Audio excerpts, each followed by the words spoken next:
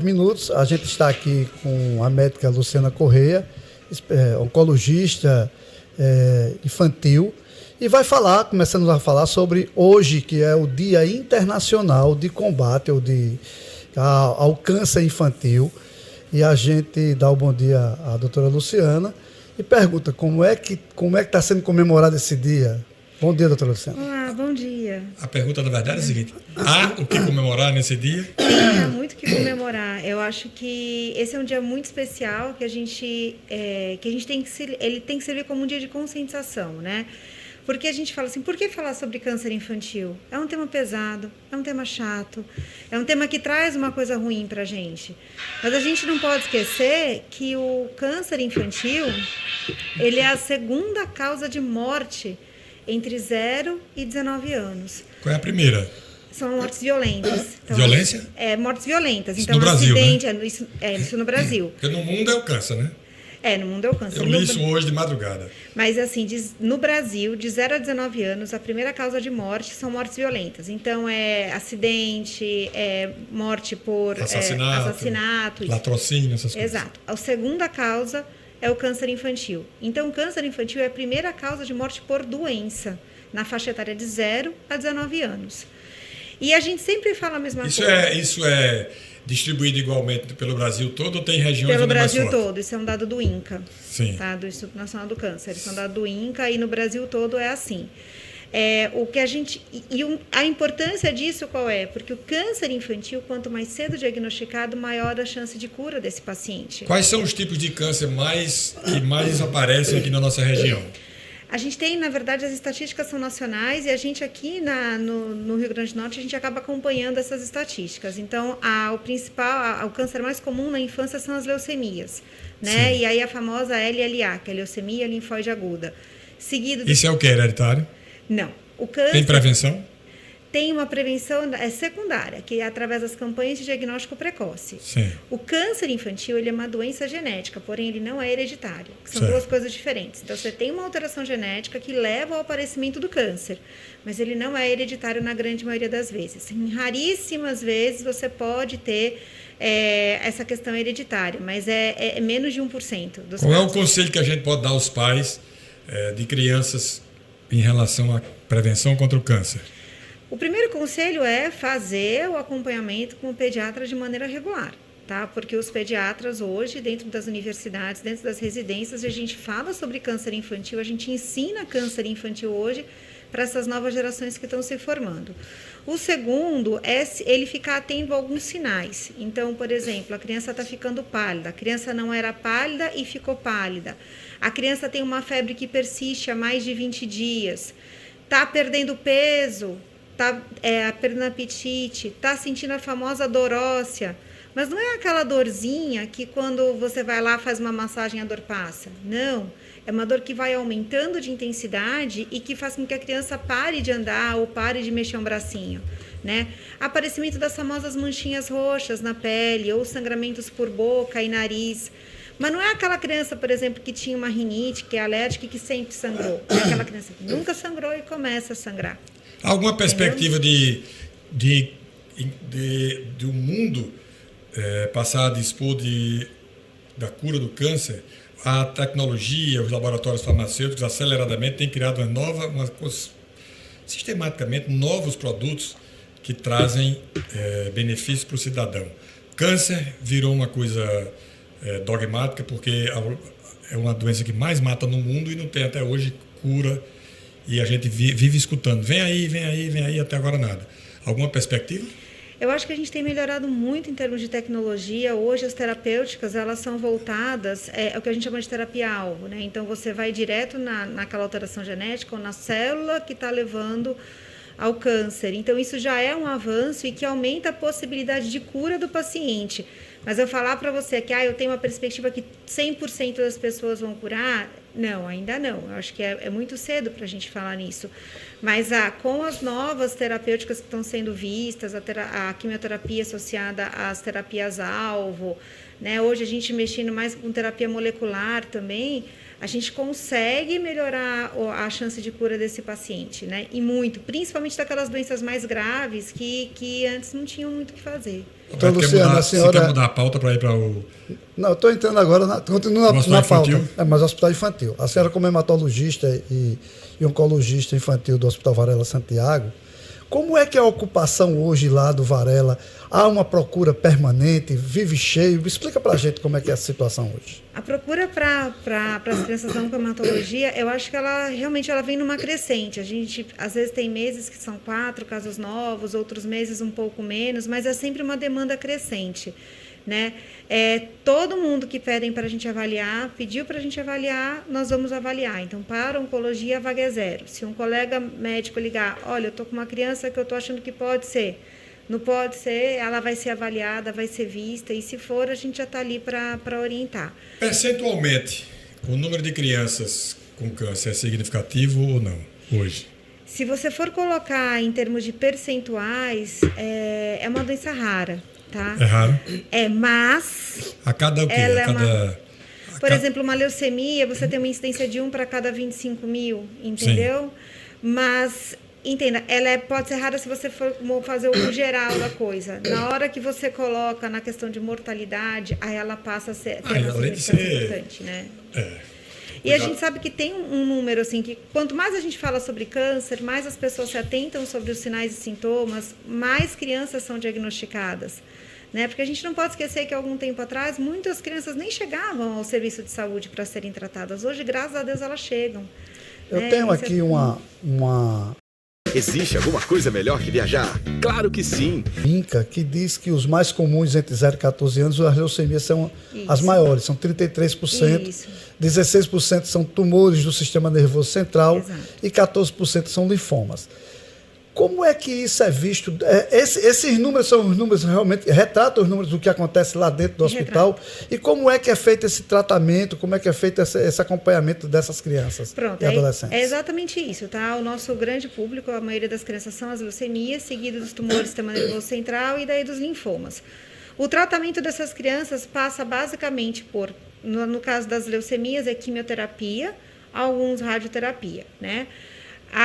Os tumores do sistema nervoso central passa pela cirurgia, podendo ter quimio e radioterapia associada. E os linfomas é quimioterapia. A gente fala em quimioterapia, como é? Hoje a gente tem mais de uma maneira de fazer quimioterapia, não é isso? Existe aquela quimioterapia tradicional, de quinzenal, a cada 15 dias a pessoa vai lá e faz.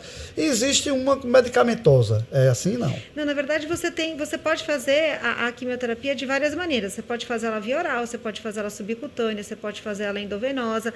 E o intervalo entre uma quimioterapia e outra, o intervalo entre um ciclo e outro, vai depender muito do que você está tratando, do protocolo que você está usando para tratar aquele tumor.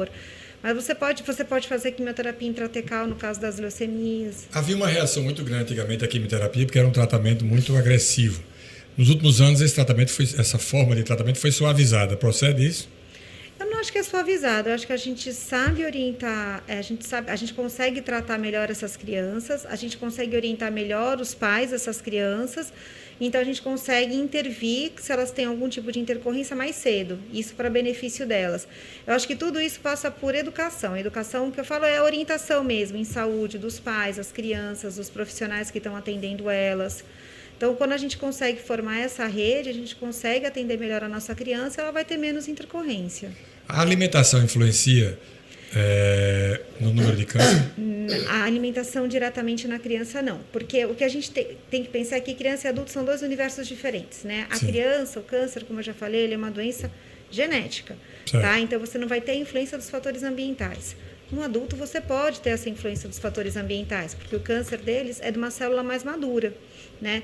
Então, é por isso que na criança não vai ter essa relação direta, né? A criança é um problema genético, o adulto não. O adulto é outro universo. Os alimentos industrializados têm uma participação nisso em relação aos adultos? Nos adultos, pode ter sim, nos adultos. Nas crianças, não. Nas crianças é uma questão mais genética mesmo. A gente estava falando que o mais comum são exatamente as leucemias, mas qual é a idade que mais se encontra essas crianças com câncer hoje?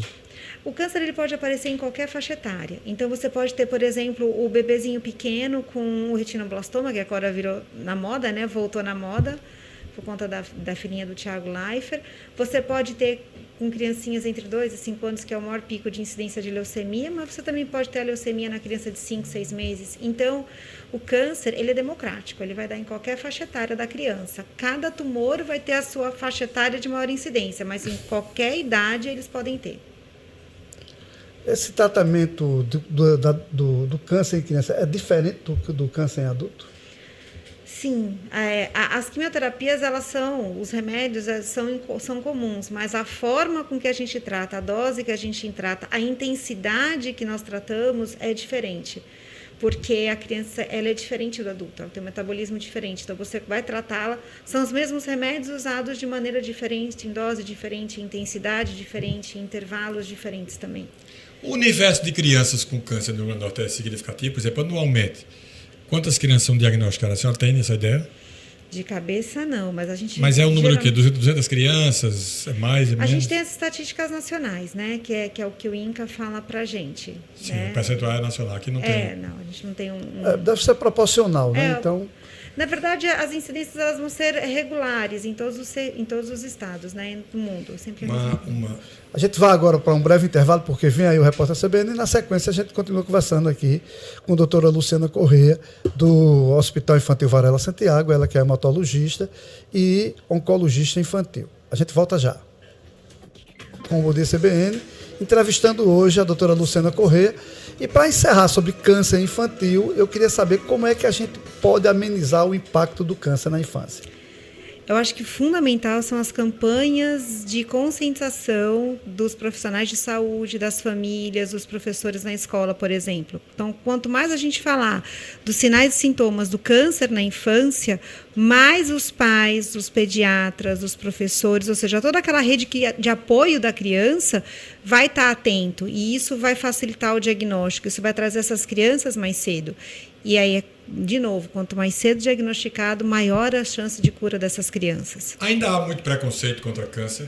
Sim, sempre. Câncer é uma palavra que assusta, né? As pessoas dizem CA, dizem qualquer coisa, mas não tem coragem de dizer câncer, né? O que a gente precisa é desmistificar a palavra câncer. É falar, olha, se a gente tratar, a gente vai ter... E se tratar cedo, a chance de cura é grande. Tá? Então, tem que ir atrás, tem que tratar, não pode ter medo, tem que ir. Eu acho que a palavra é desmistificar o medo do câncer, tirar ele. Perfeito. Doutora Luciana, vamos mudar um pouquinho o rumo da prosa, como diz o povo. Muito se tem falado aí sobre a vacina para crianças. A vacina, a gente deve ou não deve vacinar as crianças com a vacina contra a Covid-19? Deve. Eu acho que isso é fundamental, que a gente esclareça.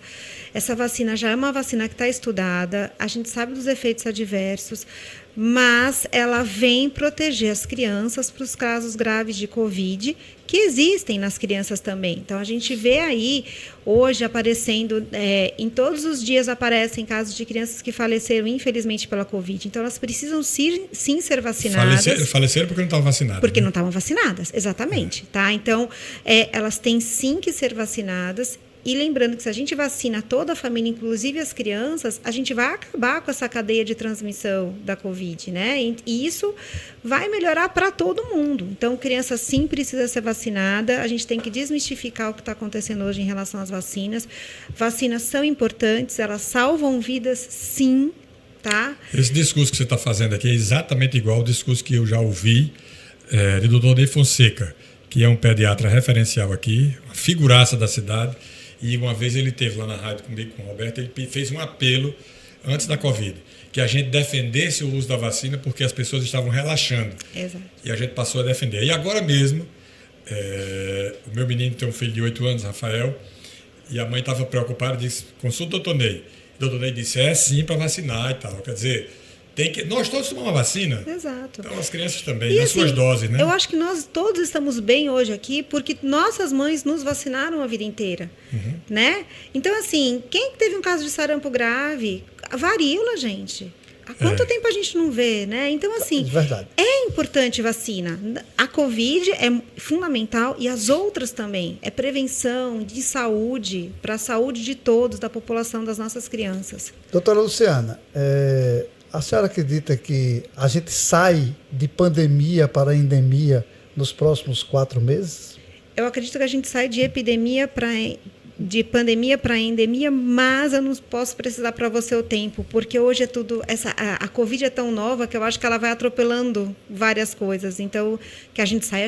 Eu só não vou te falar o tempo que talvez eu erre. Alguns países já saíram, como a Suíça, a Espanha, a Dinamarca acabou de abolir todas as prevenções.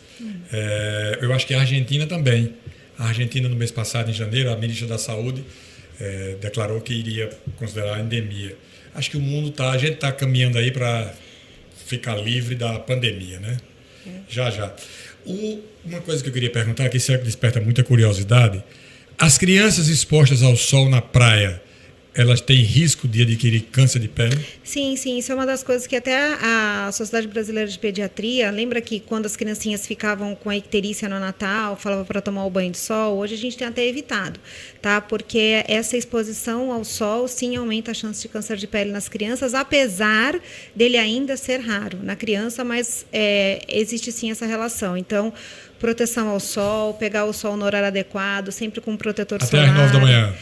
Até às 9 da manhã, depois às 4 da tarde, mas sempre protegido, com um filtro solar acima de 50, pelo menos. Se puder botar um chapéu, né? Sim, tem que ter proteção. Acho que com o sol a gente tem que ter proteção. UV, né? Para quem tiver a camisa UV, né? Mas a gente não pode esquecer, minimamente, sair daquele horário ruim do sol e usar o protetor solar. Se conseguir usar um chapéu ou a camisa UV, ok. Mas tem que ter a proteção solar, sim. E não subestimar, porque a gente tá na praia e como tem um ventinho constante, suavizando, a gente pensa que não está queimando e está, né? Tá queimando Esse muito. É o drama, né? A gente não pode esquecer que a gente está no Nordeste, né? A gente está muito mais perto do sol do que outras áreas do país. A gente está para pegar o sol com a mão, né? Então a gente tem que se proteger, sim. Acho que isso não vale só para as crianças, vale para todos, né? Muita hidratação na praia, se proteger contra o sol. Deixa eu fazer uma pergunta mais intrigante. As crianças são muito mais saudáveis do que os adultos, a gente supõe isso. É por essa razão, será, que tem menos pediatra hoje do que existia há 20, 30 anos? Eu não sei falar qual é a causa porque tem menos pediatra, mas é um fato, existem menos pediatras hoje. Isso é uma casca Agora, de banana, porque... Não, porque é na área dela. Mas já me disseram que a coisa é outra, que é muito mais fácil você ser um técnico utilizando um aparelho aqui que você ganha muito mais dinheiro do que como pediatra. Já me disseram isso também.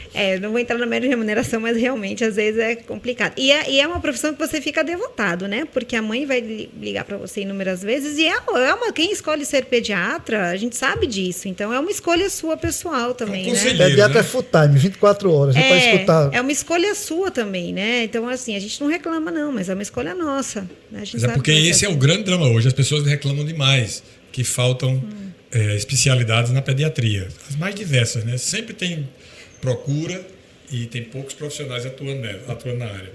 Doutora Luciana, muito boa a sua entrevista, muito informativa, muito esclarecedora. Eu volto a palavra para as suas considerações finais, desde já agradecendo a sua gentileza de aqui comparecer e de nos informar com tantas e tão boas notícias e informações mesmo. E salve o dia de combate, o Dia Internacional de Combate ao Câncer Infantil. Acho que a palavra é sua. A gente só tem a agradecer a oportunidade de estar falando sobre câncer, né, que é uma causa que a gente defende, né? A gente não estaria aqui se a gente não acreditasse que é possível ajudar essas crianças, que é possível curar essas crianças e que é o que a gente precisa fazer. Então, ainda bem que a gente tem espaço para falar, para alertar a população de que é possível. Aqui é um espaço aberto. Sempre que precisar, pode levantar a mão que a gente abre o espaço e recebe e acolhe com a maior satisfação. Muito grato por sua participação aqui conosco. Muito obrigada também. Vamos lá, Roberto, dê uma notícia aí.